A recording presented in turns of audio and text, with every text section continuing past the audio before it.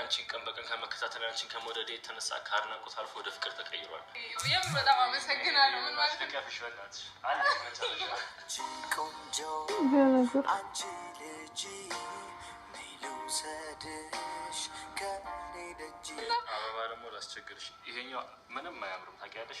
እስቲ ግሬስ ሰጠው ቦታውን ራሱ አይመስልሽም? ይሄና እቃን ይዞ ነው ማለት በዚህ ልክ እንደዚህ ታላማ ይኖርሃል ብዬ አይደለም እዚህ ደረጃ ይመጣው አንድ ነገር ልንገርህ ሲጀመር ማለት ነው። አማን ቪዲዮንም አቆሙ አይቀረጽም እና ይኸውልህ ፍቅረኛ አለ አይደለም እኮ ሊሆን እንዲያዳምጠኛ መጀመሪያ ነው ኢሞሽናል እያደረገኝ ነው። እኔ እኮ ውስጥ የነበረውን ነገር ይኸውልሽ በቃ እድሉን ካገኘሁና ኢሞሽናል ስለሆንኩኝ የነበረው ነገር አጋጣሚ ልንገርሽ አልኩ እንጂ እኮ ህይወትሽ ውስጥ ባንዴ ልግባ ነው።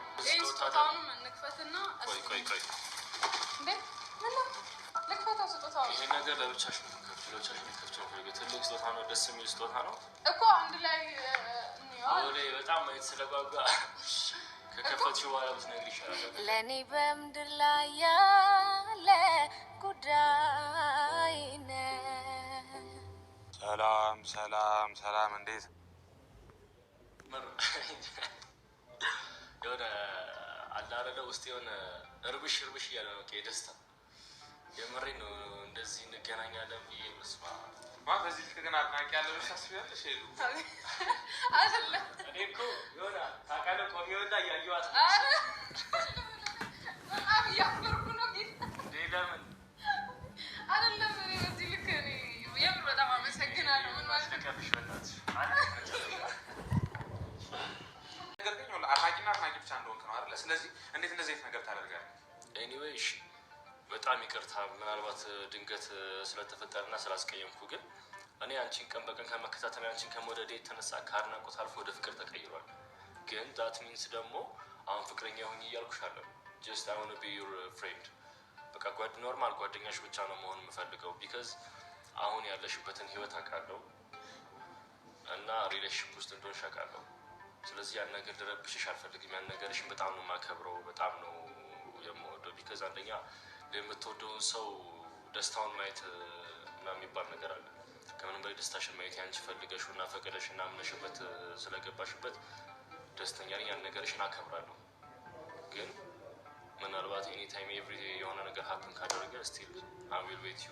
እሺ አመሰግናለሁ። አሁን እስካሁን ሰምቻለሁ ማለት ማቋረጥ ስላልፈለኩ። ብልጥ ሰው ምንድነው ከስህተቱ ይማራል ምንድነው የሚባል አባባል አለ ለተሰጠች ማለት ነው። ምክንያቱም ሄሉ ከባለፈው ስህተቷ መማር አለባት ብዬ ነው የማስበው። ምክንያቱም እንደዚህ በሚነካካት ሰዓት ናቲ ምን ያክል እንደሚሰማው ምን ያክል እንደሚቀና ታውቃለች። የሚቀናው ደግሞ ለእሷ ፍቅር ካለው ለእሷ ቦታ ስላለው ነው እንጂ ለሌላ የቅናት መንፈስ ኖሮበት አይደለም። ምክንያቱም ከዚህ በፊት ከአንድም ሁለቴ አይተዋለች፣ ምንም ነገር አልተሳካም። ሰው የሆነ ቢናደድ ራሱ የሆነ ነገር ችግር ቢፈጠር ራሱ እንደዚህ አይነት መደገም አለበት ብዬ አስባለሁ። ሰላም ጤና ይስጥልኝ። ምንድን ነው የተከበራችሁ የመታከስ ቤተሰቦች እንዴት አላችሁ? ነው ያለው እግዚአብሔር ይመስገን። የጠፋ ሰው ዛሬ ይዘንላችሁ መጥተናል ማለት ነው። ብቅ ብለናል። ቃጮን እንግዲህ ታውቋታላችሁ። ሄሉ ዛሬ ጓደኛዋ አድናቂዋ ነው ብሎ ነው የመጣው። በሱፍ ውጥር ብሎ ነው የመጣው ታውቃላችሁ። እና ይዞት የመጣው ነው። እኔ ባይዘው በነገራችን ላይ ወንድ ልጅ ራሱ ቤቷ ባታመጣ መልካም ነው ብሎ የሚያስበው። ምክንያቱም እናቴ ለሱ እንደሆነ ያክል ቦታ ምን ያክል ቦታ እንዳለ ታውቃለች። እና ያ ሁላ ነገር ተፈጥሮ ስለሚወዳት ሁሉን ነገር ወደኋላ ትቶ ፍቅሩን አስቀድሟል። አሁን ላይ ደግሞ ስህተት ቢፈጠር እሷ ናት የምትጎዳው እንጂ ናቲ እርግጠኛ ነኝ አይጎዳም። እና ልዑልም የወንድ አድናቂ ነኝ ከተባለ ቢያንስ የሆነ ሻይ ቡና እያለ እዛ ጋር ጠርቷት እንደዛ ቢና እና ልዑል ራሱ ይሄ ልጅ ይዞ መምጣት የለበትም ቤቷ ብዬ ነው የማስበው። ምክንያቱም ናቲ ምን ያክል እንደሚወዳት ታውቃለህ። ያኔ ቀናት ስላችሁ ይወዳታል። ህይወትንም አይተዋል ከሱ ውጪ ከአንዴም ሁለቴ ማለት ነው። አንድ ሰው አንዴ ይማራል። ሁለተኛ እኔ ግን መጀመሪያ አድናቂ ነኝ ብሎ እንደዛ ተንበርክኮ የአበባ ማዕት ነው ደግሞ ይዞ የመጣው። እንደው ዘንድሮ ግን ይቅርታ አድርጉልኝና ሽማግሌም ሲላክ አበባ ይደረደራል። ትዳሩ እየቆየ አይደለም በንፋስ ነው መሰል የሚሄደውና ልላችሁ ነው። አድናቂ ነኝ ብሎ መጥቶ 2 ዓመቴ ነው የምከታተልሽ ግን ወደ ፍቅር ተቀይሯል እያለ ነው ማለት ነው። ይሄን ደግሞ ሲያይ ናቲ ምን ያክል እንደሚሰማ ታውቃላችሁና አሁንም እንዲፈራ እያደረገችው ነው። ገና ከሄደ ስንት ጊዜው ነው? ያ ቃል አይደለ እንዲህ ይሄን ቃል ራሱ ማውጣት የለበትም ነበር። ከሄደ ፋሲካ ምናምን ገነን ብሎ ጥምቀትን ብሎ ገና 3 ወር 4 ወር አልሆነውም። እና እንደዚህ አይነት ነገር ስህተት ባትፈጽሚ። ሲቀጥል እንደውም የወንድ አድናቂ ነኝ ምናምን ካልሽ አይ ባይ በቃ በውጭ አለቀ። እና እንደዚህ ቪዲዮ ራሱ ባሰሪበት መልካም መሰራቱ ያየዋል ናቲ ያንቺን ምላሽ ሊያዩ ይችላል። ግን ደግሞ ይሄ አግባብ አይደለም። ህይወትሽ ይበላሻል ብዬ ነው የማስበው። ይሄ ከማሰብ የተነሳ ነው። ምክንያቱም ናቲ ከሚገባው በላይ ይወዳታል። ቤተሰብ እግዚአብሔርን ነው የምላችሁ። እኔ ፍቅርን ይኖረዋል። ማፍቀር ለሰው ልጅ አንዴ ነው ሲባል የሰማት በናቲ ነው። እውነቴን ለመናገር ማለት ነው። ለምን ብትሉ ብዙ ነገር በሄሉ ህይወት ብዙ ነገር ተፈጥሯል። ያን ሁላ ነገር ወደ ኋላ ትቶ ነው ፍቅሩን ያስቀድመው ማለት ነው። ገባችሁ አይደል? እና እንደ ናቲ ያለ አፍቃሪ የትም አይገኝም ብዬ ነው የማስበው። ሄሉም አፍቃሪ ናት። ከየዋህነት የተነሳ ነው እንደዚህ የሆነ የምትጠመጠምበት። በጣም የዋህ ልጅ ናት ከሚገባው በላይ። የሆነ የእንትን አስተሳሰብ ኖሯት አይደለም።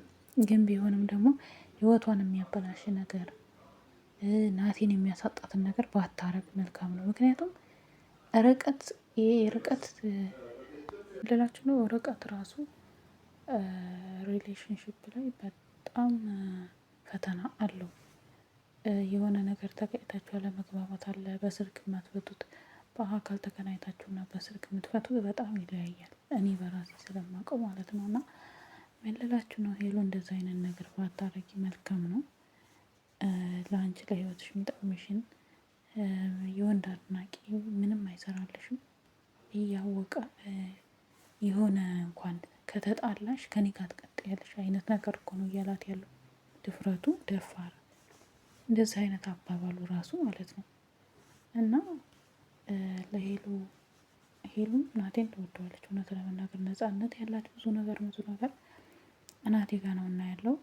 ሲቀጥል እና ልዑል እንደዚህ አይነት ሰው ይዛችሁ እያመጣችሁ ቤቷ ህይወቷን ባትበጠብጡ መልካም ነው ብዬ ነው የማስበው። እና ውድ ቤተሰቦቼ እናንተስ ምን ትላላችሁ? እንደ ናቲ አይነት አፍቃሪ የትም የለም።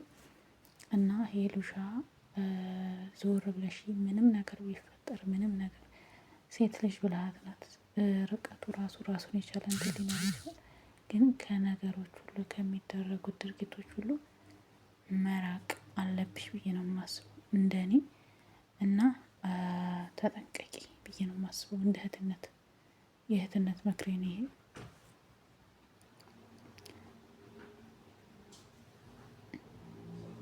እና ውድ ቤተሰቦቼ እናንተም የመሰላችሁን ሀሳብ አስተያየታችሁን አስቀምጡ። በሌላ ቪዲዮ እስከምንገናኝ ሰላማችሁ ይብዛ።